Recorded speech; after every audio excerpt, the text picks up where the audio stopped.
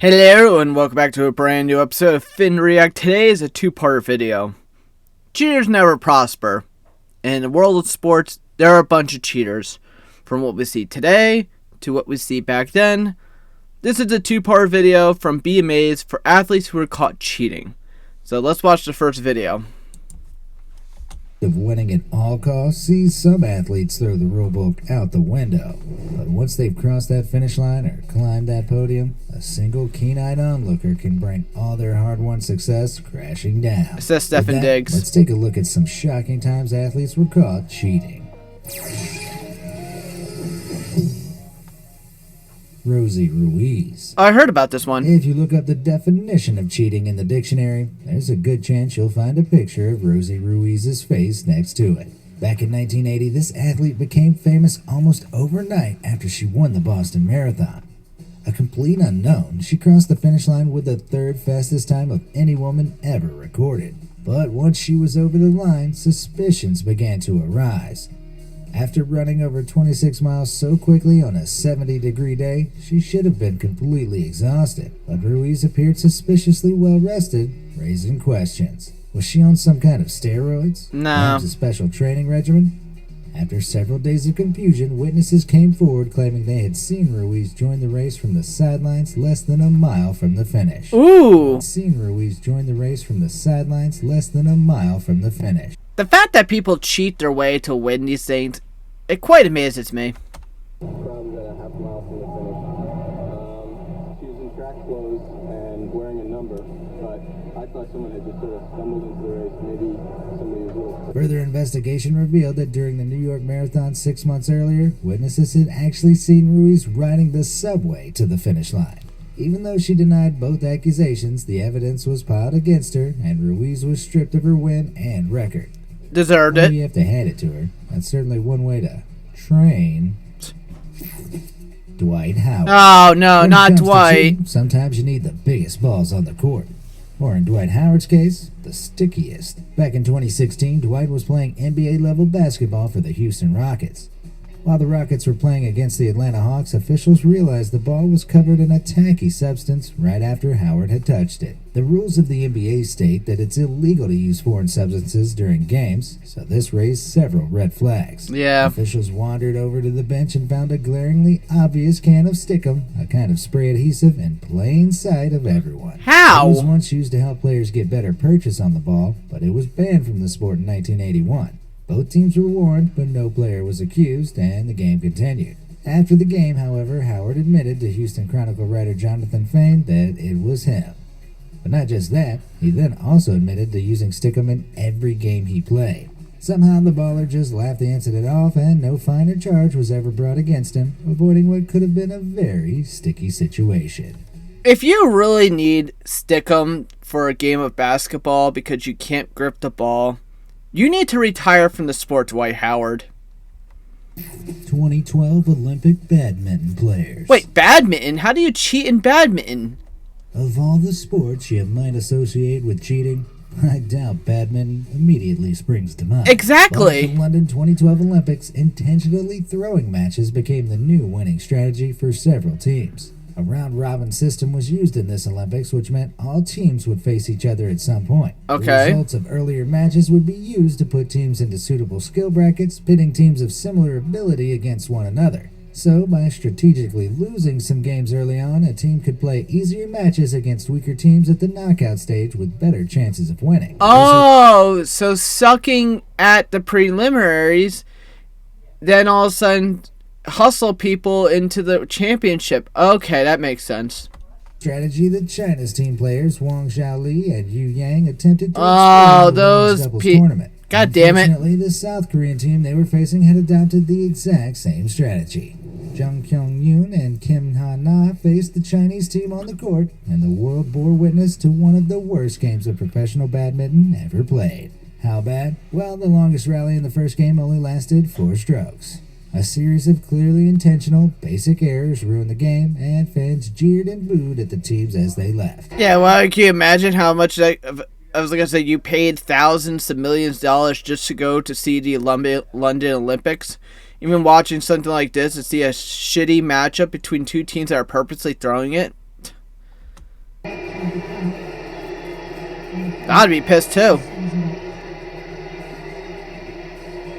To make matters worse, another match between a separate South Korean team and Indonesian team suffered the same clash of strategies. Because what they were all attempting was so blatantly obvious, all four pairs were formally accused of trying to rig the matches by performing poorly.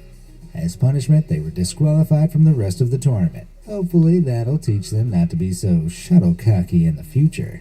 I think, especially when it comes to the Olympics, I wouldn't purposely throw it. I would try to wreck the shit out of the team I'm versing. Spanish Paralympic basketball team. Oh, I remember In this. 2000, the Sydney Paralympics was rocked by a scandal that still has people shaking their heads with shame today. On the Australian Paralympic courts, the Spanish learning disabled basketball team beat Russia in their final match to win gold. But after the games closed, a member of the team, Carlos Ribagorda, confessed something outrageous to the press. The team was supposed to be made up exclusively of players with an IQ of less than 70, but 10 of their 12 players were actually mentally competent athletes with much higher IQs than the maximum. Apparently, they had all signed up as part of a wider scheme to boost their country's chances of winning. They'd even been provided with fake medical certificates to help them feign disabilities. What? Worst of all, for 2 years leading up to the Paralympics, they had trained around the world beating disabled athletes. Even with all that exercise, I don't know how they could sleep at night. Shockingly, the mastermind behind the scheme was the president of the Spanish Federation of Sports for the Intellectually Disabled. But he was fined just 5,400 euros after admitting to charges of fraud. $6,000? Maybe these pieces of work should have competed in the Limbo event instead, seeing just how low they can go. You know, I seen the movie The Ringer with Johnny Knoxville. I mean, that's one thing, but that's just a movie. But when it comes to real life, and you do something just like that, just screw other people's opportunities for something like this, you deserve a lot of shame. I was going to say $6,000 fine to the president is a slap on the wrist. I was going to say they shouldn't be allowed to ever compete for those kind of Olympics again. Tanya Harding. Oh, no. I was going to say, wasn't there was a reference to Tanya Harding. I was going to say it was the whole thing going on about the girl in the track So I will rephrase this because I know there's more news. So apparently during a track and field cross-country event, it was two girls were running, and the girl that was losing smacked the other girl in the back of the head with a baton, and the girl apparently got a mild concussion and head contusion. But now they're making that apparently the girl who hit her was like, "Oh, I purposely didn't hit her." Every camera angle showed that you hit her. But that's why people are saying Tanya Harding, because they're just trying to, I don't know. I have to admit, this is such old school stuff. It amazes me. The world of figure skating became a total media circus Scandal struck the ice. The day before the U.S. Figure Skating Championships, title holder Nancy Kerrigan was filmed finishing a practice skate in Michigan's Cobo Arena. But just seconds later, she was screaming in pain on the ground after a man with a police baton attacked her. There's a meme with that cry, but that's a little mean. Black stick. Badly bruised, Kerrigan was unable to compete. Her longtime rival Tanya Harding went on to take first place and was selected alongside her for that year's Winter Olympic skating team. However, police soon discovered the attack on Kerrigan had been ordered by a bounty hunter. In a shocking twist of events, Tanya Harding's ex-husband Jeff Gillooly and her once bodyguard Sean Eckert were labeled as the culprits. They'd hired the bounty hunter to break Kerrigan's leg, removing Harding's competition in the upcoming events. Although she claimed she had no part in the conspiracy, right, Harding later admitted that she knew her ex-husband had been involved. Shocking. She failed to report it. A disciplinary panel stripped her of the championship title Deserved it after she'd participated in the 1994 Winter Olympics. But the Olympics had been filled with some justice of their own. At the games, a malfunction with her skates saw Tanya placed down in 8th, while Kerrigan managed a silver in 2nd. Karma gets pretty icy sometimes. You know, I understand that the sports like Olympics and all this stuff, like competition gets high even with your own teammates. But to go that low and attack someone like that for bounty hunting reasons too, doing it just shows how some people are cold just to get a win. So, but you know what? A turnaround was well deserved because she got 8th. I mean, she got 2nd. Karma's a bitch. And it comes to the form of justice.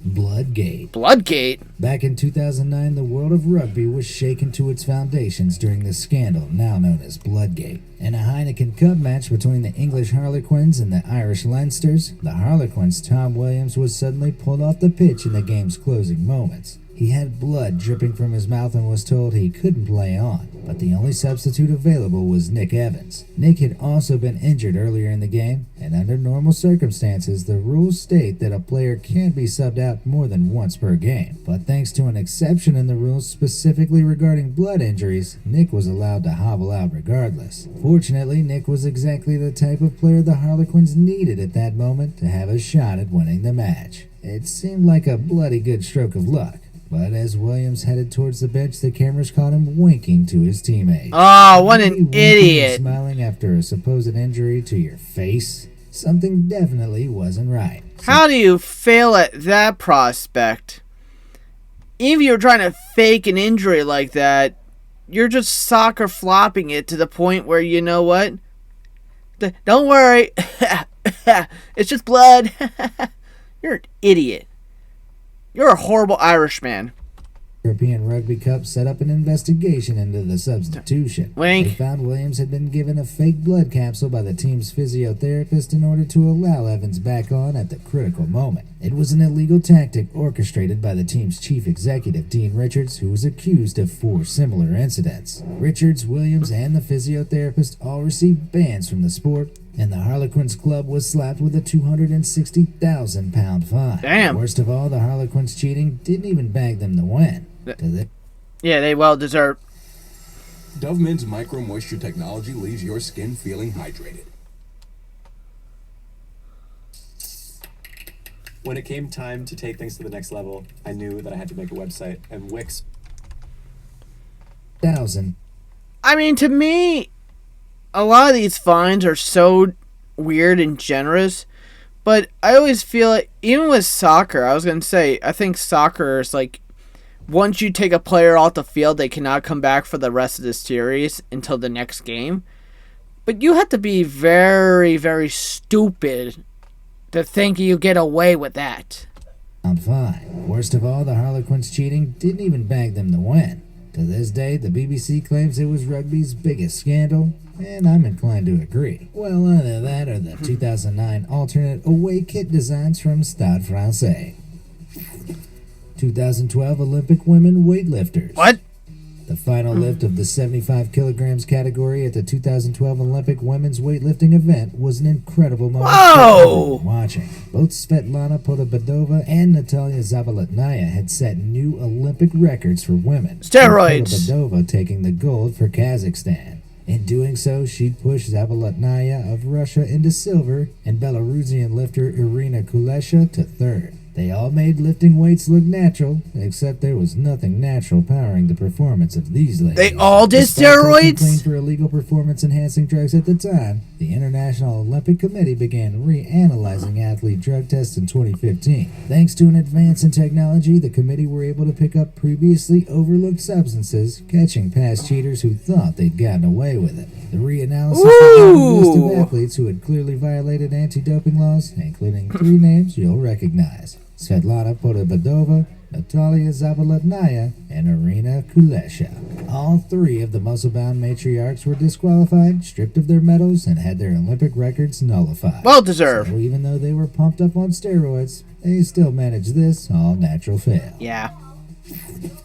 Femke van den Driesche. What? While some athletes work to improve themselves, others work to improve their methods of cheating. That was a sad fact that became clear back in 2016 after cycling champion Femke van den Driesche became the first ever athlete to be caught mechanical doping. That's a fancy way of saying she'd hidden a motor in her equipment to make the race easier. She was competing in the Cyclocross Championships when she suddenly stopped mid-race, claiming there was a problem with her bike. But on closer inspection, officials spotted wires and a battery concealed under the bicycle seat, leading to a motor hidden in the crankshaft. How? Then Drisha was able to turn the motor on and off inconspicuously through a Bluetooth button attached at the handlebars. This turned the crank and helped push the pedals at key points in the race. At that point, you shouldn't even riding a bike. You shouldn't even compete. You're just a loser. Here, where on a difficult climb, Van den Drisha was seen easily pulling away from the group with very little effort. When asked to deliver her defense, she claimed the bike belonged to her friend Nico van Mulder. Even though he confirmed her story, the rules at the time stated that the responsibility Rules for the are bike rules. was all hers. She was hit with a 6-year ban from professional cycling and a fine of 20,000 Swiss francs, which is just shy of $21,000. Before Wow. being stripped of all her previous titles. Yeah, well And she deserved. should have pumped the brakes on that plan. Have you ever been caught cheating? Okay, yeah, well, that's the case that a lot of these people are just cheaters. But there's another part 2 of the same video, so... Alright.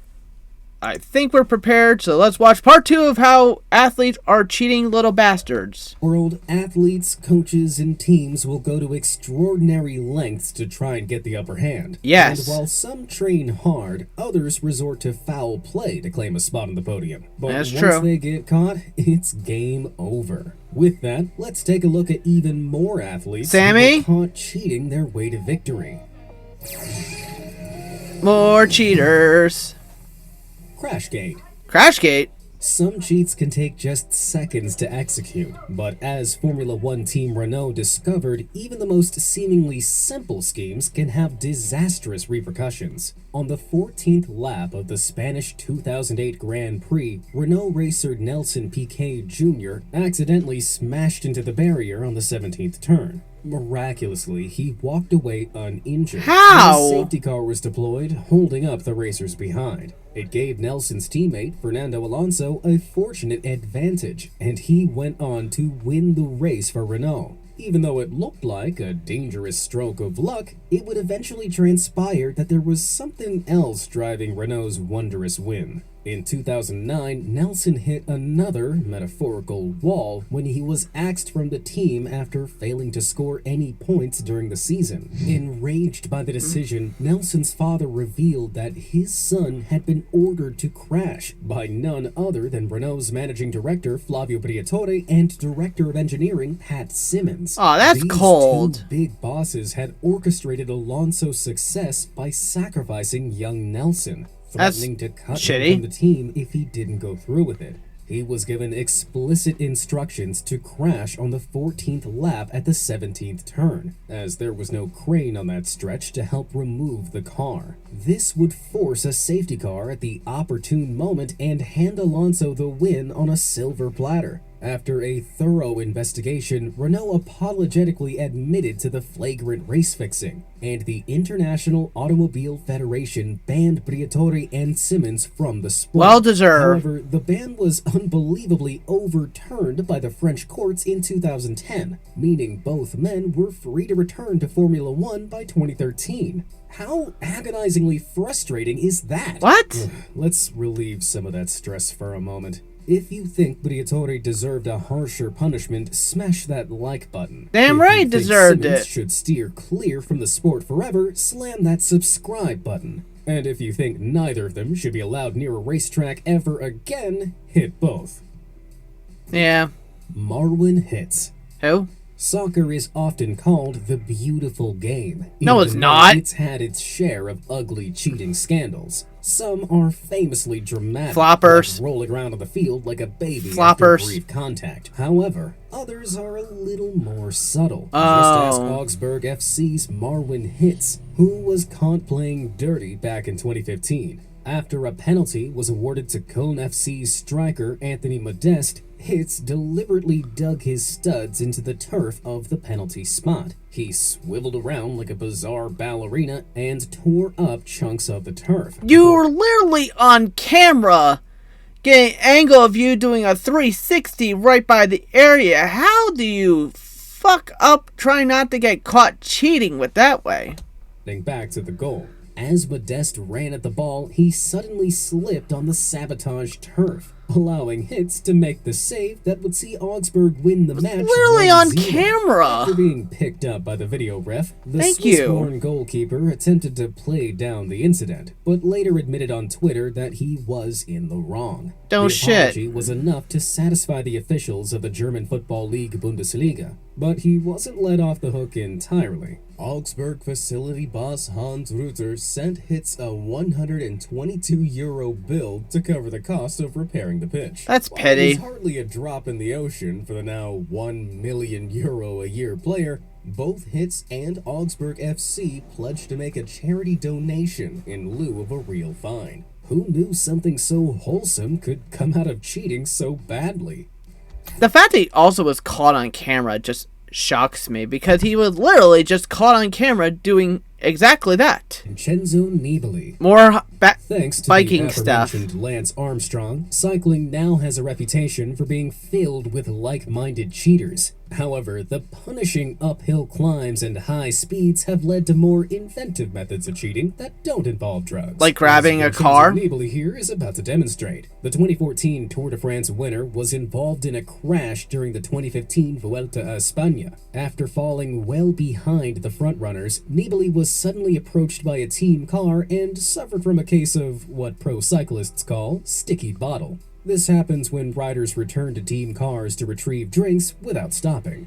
But when the handover occurs, the person in the car holds onto the bottle for an extra few seconds, effectively towing the rider along to Idiot. give him an illegal boost. In Yeah. Nibali's case, he must have been really thirsty, because the team car practically towed him off into the sunset. While many professional cyclists use this tactic subtly, Nibali's obviously free ride, which was hilariously captured by an eye in the sky, got him disqualified. Deserved it. Both he and team director Alexander Schaefer, who was driving the car, received a fine of just 200 euros. Considering it's a practice that almost every cyclist participates in, do you think the judgment was fair, or should Nibali have received harsher punishment for his sticky joyride? I think he deserved harsher punishment. Basically, he held on to the car and drove mostly half of a distance further than all the other competitors. That's such a cheating move.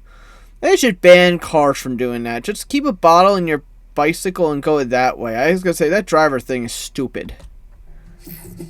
Sal Alosi. Uh-oh. Some of football's most famous cheating scandals focus on doping, deflated pigskins, and illegal negotiations. But in 2010, New York Jets strength coach Sal Alosi found a new way to cheat in the field. Tripping. In a game against the Miami Dolphins, Sal went out of his way to trip up Dolphins gunner Nolan Carroll on the sideline remember during this. play. Fortunately, Carroll was uninjured and returned to the game. Yeah. However, Alosi's noticeable knee caught the attention of CBS sport commentators, who rightfully threw him some well-earned The fact that also he was caught on camera, not just by the broadcaster, but people watching this game, and I thought Mike Tomlin's way of doing it back when they were playing against Baltimore, and he purposely tried to get out of the way and basically try to cheat the Ravens. That didn't work. attention of CBS sport commentators, who rightfully threw him some well-earned shade. So, watch the knee here being stuck out on purpose to trip up Nolan Carroll.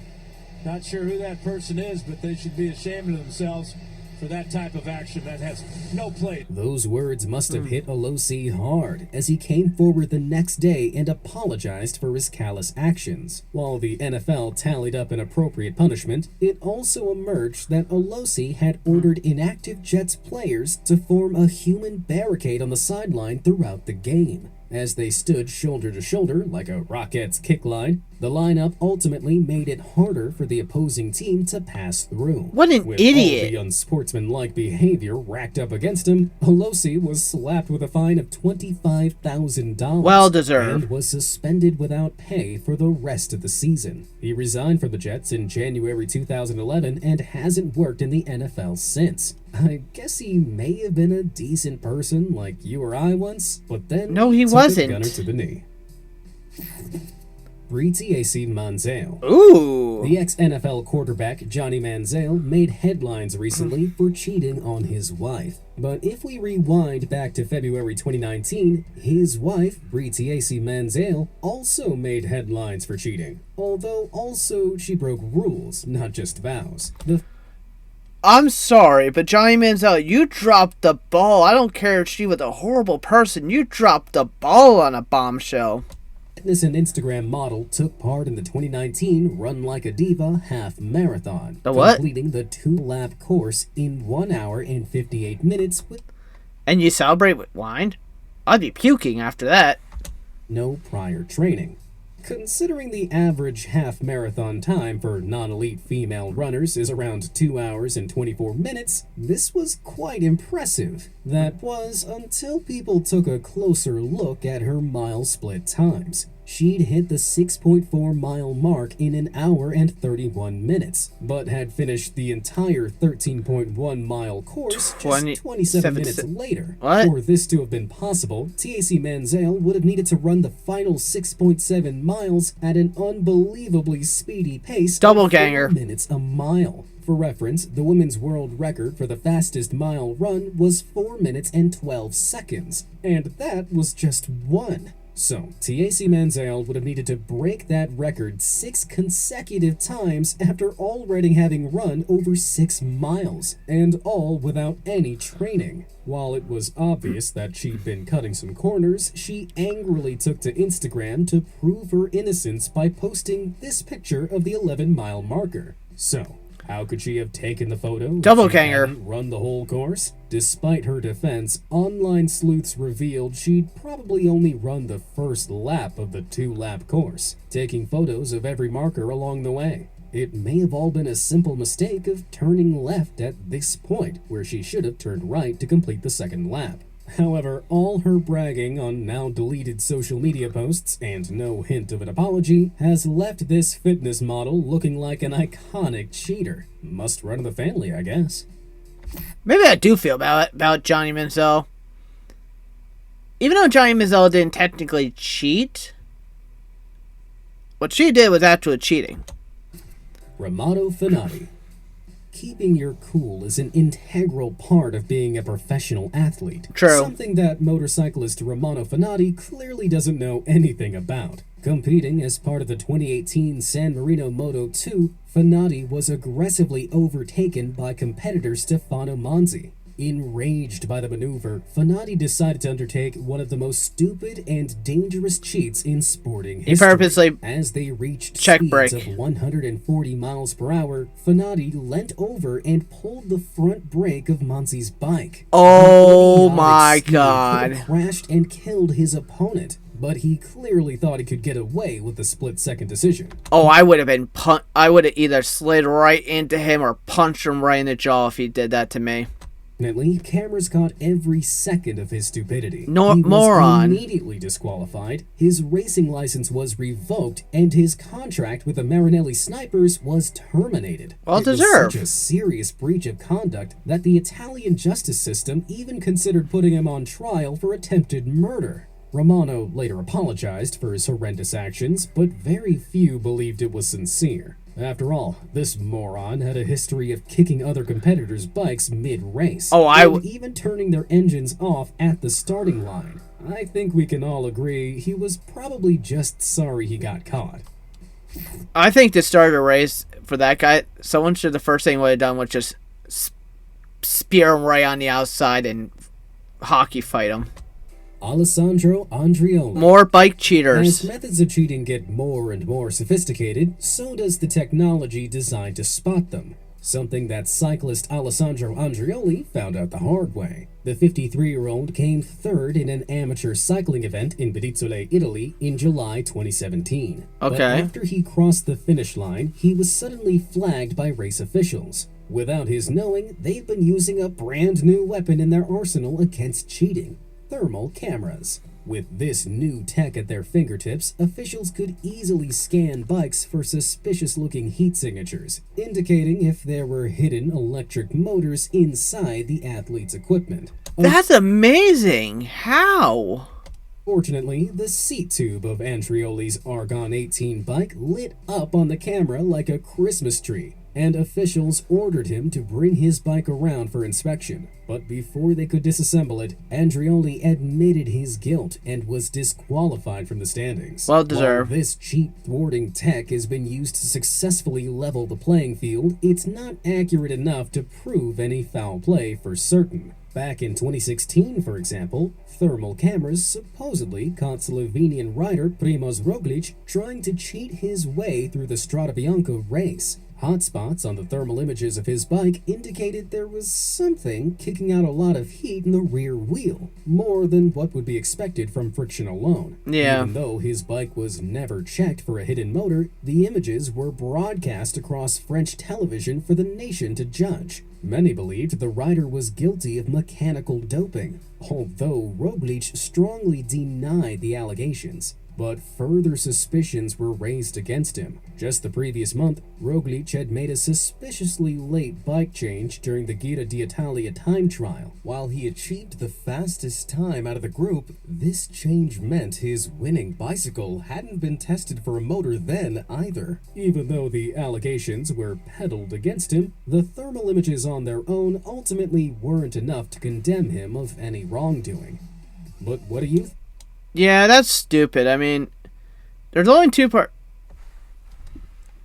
My editors just said there's a third part. Oh, there is. I can't believe there was a third part. I didn't know that. The internet is cheating on me. I knew it. Anyway, part 3. Is there anything more scandalous in the world of sports than when a superstar athlete gets caught cheating? Yeah, From like a doping to ball dumbass. tampering, they always think they can get away with it. Tom Brady. Right up until their dirty deeds are exposed for all the world to see. So, without further ado, let's take a look at even more athletes who got caught cheating. Are we going to talk about the hand of God? The hand of God. I knew it. Soccer is often called the beautiful game. No, it's not. Although I doubt England fans felt that way after the 1986 World Cup Against quarterfinals. Argentina. In what soon became the most infamous match in history, England got to face off against Argentina on the pitch. The first half of the match passed without any goals at all, but suddenly, Argentina's captain, Diego Maradona, skipped past 3 English Yeah, I will still say he did pass away, so 07 to him, but you are a goddamn cheater. players slid into their box and knocked the ball into the goal. With his From afar, hand. It looked like he'd used his head to bounce the ball in, and his freewheeling celebration certainly sold it as a legitimate goal. But the referee failed to spot that Maradona had actually used his hand to punt the ball in, which is obviously an illegal move. It's handball. I mean, the English call it football for a reason. Astoundingly, though, there were no yellow cards, no penalties, and the goal was considered valid. Surprisingly. The match continued like nothing had happened, and while Maradona went on to score another, more legal goal, England ended up losing by just 1. After the match, Maradona audaciously admitted that the goal was scored a little with the head of Maradona and a little with the hand of God. This left England fans understandably frustrated, but with no punishment ever levied against him, it cemented Maradona's reputation as a soccer legend. Argentina Debatable. went on to win the 1986 World Cup, but Maradona sadly passed away in 2020. Yes. Hopefully, he was welcomed into heaven by the hands of God. Brian Carrasco. Oh, I think I heard that this one Desperate too. times call for desperate measures. But even Floppers. with that being said, soccer player Brian Carrasco went to some disastrously desperate depths back in 2011. Didn't he grab the guy's arm? during the Yeah, he South grabbed the guy's American arm. Under-20s World Cup qualifier between Chile and Ecuador. The Chilean defender pulled a stunt that will go down in history for all the wrong reasons. With just 14 Yeah, I mean, minutes he of got the match literally left, caught on Chile camera was doing it. losing 1-0 and defending against a throw that was deep in their own half. It wasn't looking good for Chile, but instead of using his head, Carrasco decided to use his arm, or more specifically, the arm of his opponent. yeah. As the throw was being lined up, Carrasco suddenly grabbed Ecuadorian forward You literally Edson were on Montaño's camera. hand and flung it into his own face. After dramatically rolling about on the floor, the referee saw the imagined infraction and awarded a free kick to Chile. Somehow, Carrasco's pathetic ploy had worked. But unfortunately for him, every second of his dumb charade was caught on camera, and it was replayed over and over on TV while the commentators rightfully laughed at him. I think most of the time, I'm going to have to make a video about, like, the worst flopping in soccer history, because I swear, these players are more worse than LeBron James on the court. Yes, I'm calling LeBron James a flopper. Get at me. Literally, it's like, Wow, why are you hitting that's yourself? a Why are you handy hitting stunt yourself? Even Maradona would be proud of. Ultimately, this Not the hand of God for that one. attempt at cheating was all in vain. Chile missed their free kick. Well and deserved. Ecuador triumphed over them 1-0. But for that performance, I guess you have to give Carrasco a hand. As long as it's not Montaño's. Shahid Afridi. Playing sports can really work up your appetite, but that didn't excuse Pakistani cricketer Shahid Afridi's actions out on the pitch in 2010. In the final throes of Pakistan's one-day international game against Australia, team captain Afridi was looking down the barrel of a big loss. So, to make sure his bowler had a better grip on the ball, Afridi decided to scuff it and give his team an edge. But he didn't subtly dig his nails into it or scratch at it with something in his pocket. Instead, the cameras caught him chomping down on that big hard ball. Why? First of all, the ball's been in the dirt, and then you decide to put your mouth on it. That's just gross in general. And two, like a dumbass, you are caught on camera. Like, this angle right here that I'm pausing at, it basically shows that you put your mouth on a dirty ball. I bet your boyfriend's very happy to hear about this. Like it was some sort of apple. His baffling biting behavior How? caught the attention of umpires immediately. How? But Afridi claimed that he'd just been sniffing it. Does someone want to tell Afridi that traditionally you smell with your nose, not your teeth? Yeah, and I don't even know how could you say you were sniffing it. The ball was in your mouth region, not your nose region. Video ref replay firmly against him, he eventually admitted to ball tampering. While almost every cricketer is guilty of scuffing the ball in one way or another, ball tampering like this is expressly forbidden by the International Cricket Council Code of Conduct. Even his friends looking at him like you're an idiot getting caught. As such, Afridi was hit with a hefty 2-match ban. Hopefully, That's that was generous. enough time for him to fill up on food, so he won't resort to snacking down on his cricket equipment again. Patrick Reed. When it Golf? comes to golf, most people think the sport's biggest cheater is Tiger Woods. But Oh, come on. Leave Tiger Wood alone. It was only like 16 plus women.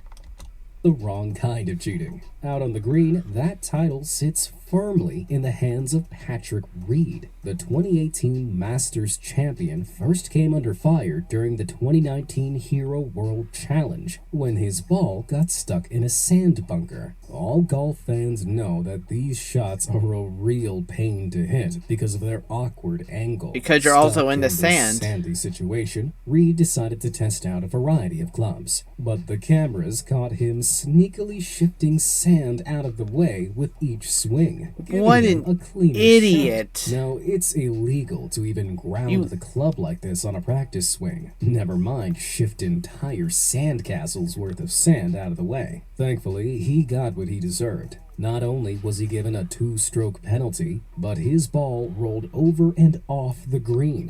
Well Talk about a deserved. stroke of karma. Although his cheating streak didn't end there. In the 2020 U.S. Open, He did it with was the grass. caught patting down the rough around his ball to improve his shot. Like I said, grounding the club like this is just not allowed. And what's even more embarrassing is that, once again, the cheat didn't improve his game. Made it His worse, probably. 7 over par performance lost him the top spot, all while he was being called out as a serial cheater online. You'd think that'd be enough for him to learn his lesson, right? Boy, oh boy, He did how it again. wrong you are. As recently as March 2021 at the Arnold Palmer Invitational, spectators were quick to pick up on Reed fiddling and moving the grass behind his ball at the 17th hole. How? While no penalties, strokes, or actions were leveled. How do they allow this guy to keep playing golf after doing that? Not just once, but twice, and now a third time.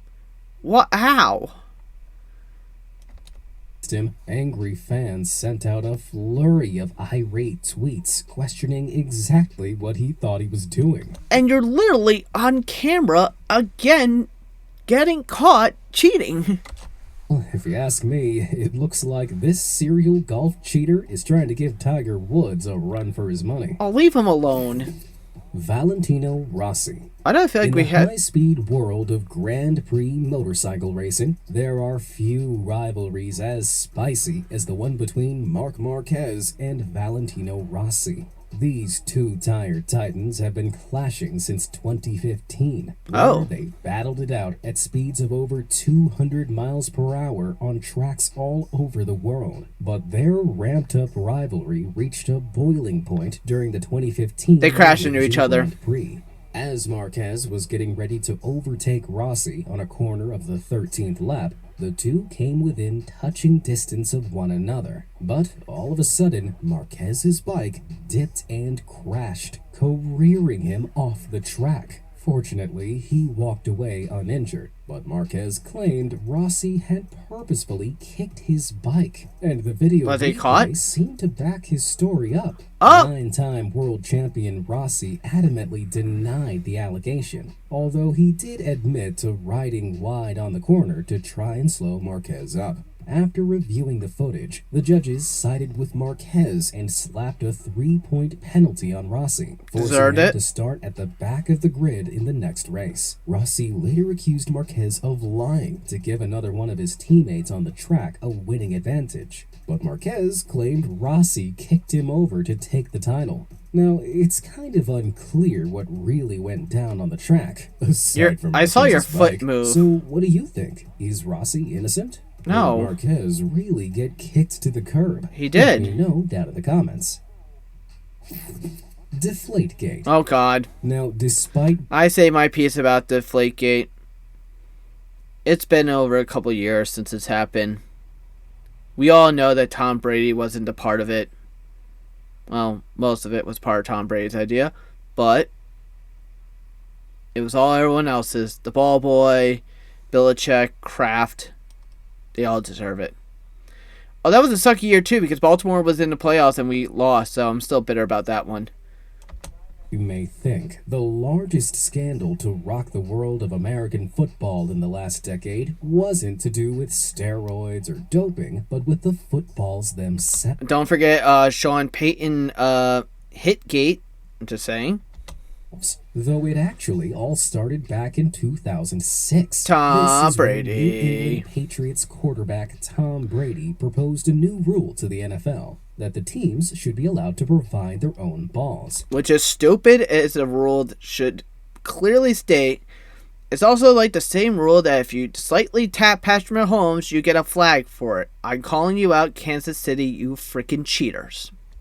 Some argued every Even though the fact that you guys also got your ass whooped in the Super Bowl by getting decimated by Philadelphia, so well deserved.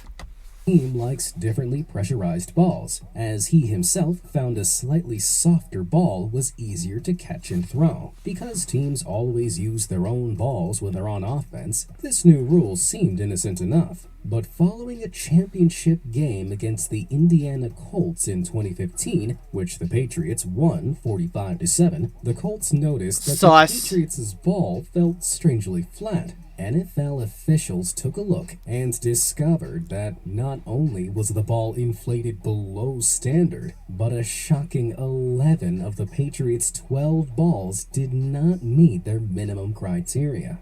One was even a whopping 2 pounds of pressure short. These softer, easier to catch balls had given the Patriots an unfair advantage in their offense. But strangely, all these balls had been checked by officials at the beginning of the game. An NFL investigation was launched and discovered that members of the Patriots locker room staff likely deflated their footballs on purpose. Thank after you. they'd been checked by the officials. So it wasn't Tom Brady's fault, so I cannot keep blaming Tom Brady for this issue. But Tom Brady was part of it, so you are a cheater. It appeared Tom Brady knew about this. Told ya. Or even worse, it had been done on his instruction. The NFL slapped Brady with a 4-game suspension without pay, and the Patriots were fined a whopping $1 million. Oh, well, $1 million deserve, and two, the fact that also during the 4 games, when Tom Brady wasn't playing quarterback, Jimmy Garoppolo was the quarterback, and Bill Belichick screwed that career of him up too. He immediately appealed his suspension, which looked like it was going to be overturned. Nope. But then he did something so suspicious that it was almost impossible to think he was innocent. On the day he was due to meet with investigators, he had his cell phone destroyed. 4 months of potentially incriminating messages and data were irretrievably lost. And despite Brady's numerous excuses, the courts upheld his suspension. Brady continued to fight the ban, but all his petitions were denied. While he's never admitted to the allegation, Just everyone admit, in New England, he was a cheater. Let's just admit, he's a cheater. we can only hope he'll eventually come to grips with the truth as well as a properly pumped up ball. Well, we can also say that he's not gonna own up to it because karma did bite him. I mean, he ended up getting released from the Patriots. I mean, he won a Super Bowl with the Bucks, but also he was divorced from his wife, who is Giselle, one of the hottest models out there. But hey, we're all not perfect, right? Hippolyte Couturier. Huh? When it comes to crowning the More ultimate fucking biking. cycling cheater, you might think that Lance Armstrong wins by a mile. Yeah, it's But part of it. Trust me, the astounding antics of one Hippolyte Couturier make Armstrong look like a total amateur. Why does he look like a Mario character? Also, why is these videos all involve biking? Very first Tour de France started in 1903, Oh. almost every competitor cheated. Not by That's something not shocking. basic and boring, or 1903? stupid, but by inventing incredible, mind-boggling cheats. Competitors laced each other's shorts with itching powder, they showered the roads with broken glass to Uh-oh. slow their rivals down, and even hired thugs to beat up opponents mid-race. But Hippolyte beat them all when it came to sheer creativity. Looking like a He looks like a criminal already. typical vaudevillain from an old cartoon, he Wacky himself racers? fell victim to a cheat in 1903 when another cyclist spiked his bottle of lemonade. But when he tried again in 1904, he had his own cheat up his sleeve, or should I say, in his teeth. At one point of the race, he was spotted trailing swiftly behind the leading car. But a little too swiftly. Looking closer, spectators saw Hippolyte was holding a cork in his mouth that was attached to the car by a length of thread. How? For miles he was towed along like this, leaving his competitors in the dust. I don't know how the hell you not get caught with that. He would have gotten away with it if only the car hadn't been going so fast. He reached the finish line so suspiciously quickly that he was eventually disqualified. Well deserved. Sacre bleu. Emily Clark. When Emily Clark finished second in the 2019 Apple Tree Half Marathon in Vancouver, officials were quick to congratulate her. But as other female racers began crossing the line, they were all confused because none of them had seen Clark pass them. Did she sneak onto the court? Concerned, they began checking official race photos.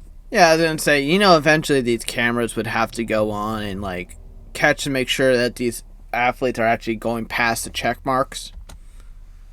And sure enough, none of them showed Clark among the fastest women at any point in the race, except at the end. They confronted Clark with the evidence, but she boldly denied that she'd cheated. It was then that the race organization's president stepped forward and said that she'd seen Clark riding a bike during the race with her own two eyes. Even with this indisputable accusation against her, Clark doubled down and claimed that it must have been her twin sister riding the bike. She has a twin? Probably guess. Officials did some digging and revealed Clark had no twin sister. Shocking. Or integrity at that. Eventually, she confessed to course cutting and apologized, before also confessing to cutting corners in at least 5 other races over the years. Happy with the admission and apology, race officials decided to drop the matter. But the drama didn't end there. Just a few hours later, Clark had the audacity to post this on her Instagram stories, claiming, "I've been disqualified from race because they found it impossible to believe someone in my build could hold this pace." No, it's called you frickin' cheated and you decided to cut corners. she'd actually been disqualified because of her build. Infuriated, investigators kept close tabs on her and finally caught her red-handed, or technically red-footed, during the Chicago Marathon just 3 weeks later. She'd finished in under 4 hours, but just one look at her time splits revealed that she'd brazenly cut the course yet again. She started off running at a regular 12.16 minutes a mile, but between the 25K and 30K markers, she suddenly started doubling her pace, running at a staggering 6.13 minutes a mile. Yeah, that's crazy. After running an exhausting 25 kilometers, she'd either found the energy to sprint like Usain Bolt on steroids, or she skipped out on parts of the course. With the evidence piled against her, she was disqualified from the marathon and hasn't run in any officiated events since. Well deserved. For all the corners she cut, it looks like she still couldn't outrun the truth.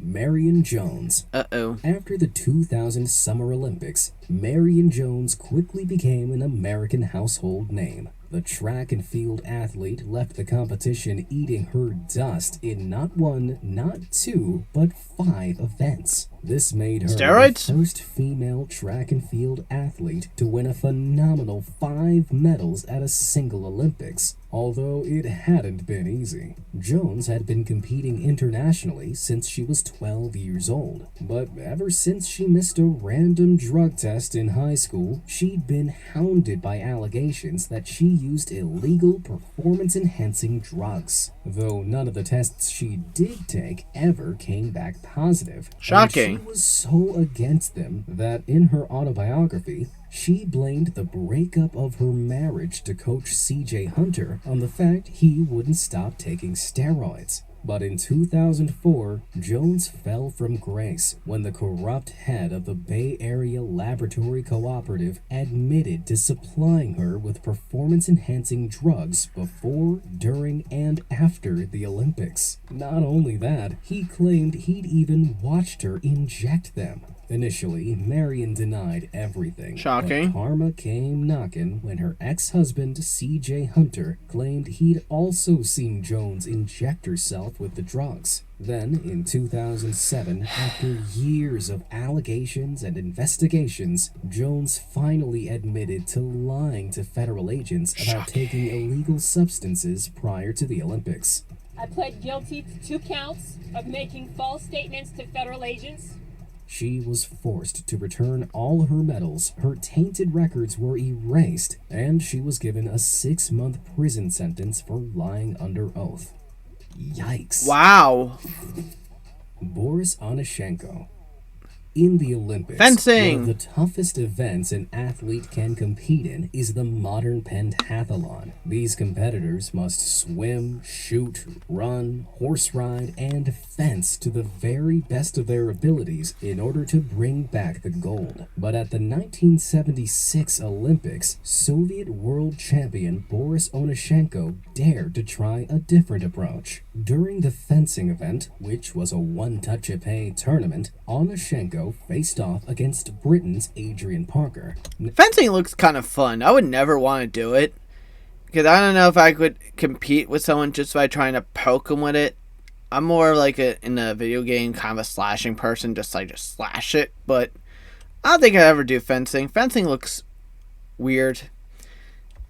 The slim swords were designed to electronically register a hit if their tips encountered more than just 750 grams of force. But when Onashenko lunged and missed Parker, it registered a hit anyway. The fight was over, but Parker protested to the judges that he hadn't been hit. Confused, they inspected Onashenko's sword, although nothing seemed wrong. So, putting the complaint down to Parker's want of a win, Onashenko was declared victorious, but he then went on to face ex-Army Sergeant Jim Fox, and the same thing happened. As the scoreboard lit up with points in Onashenko's favor, Fox cried foul. By this point, the judges must have assumed the Brits were just having a good old moan. But a closer inspection of Onashenko's épée revealed a shocking discovery. The wires of his épée had been illegally modified to include a small, subtle switch. When Onashenko hit the switch with his fingers, it closed the circuit and mimicked a hit, without the sword ever needing to touch his opponent. Onashenko was immediately disqualified from the competition, which forced the Soviet Union to withdraw completely from the team event.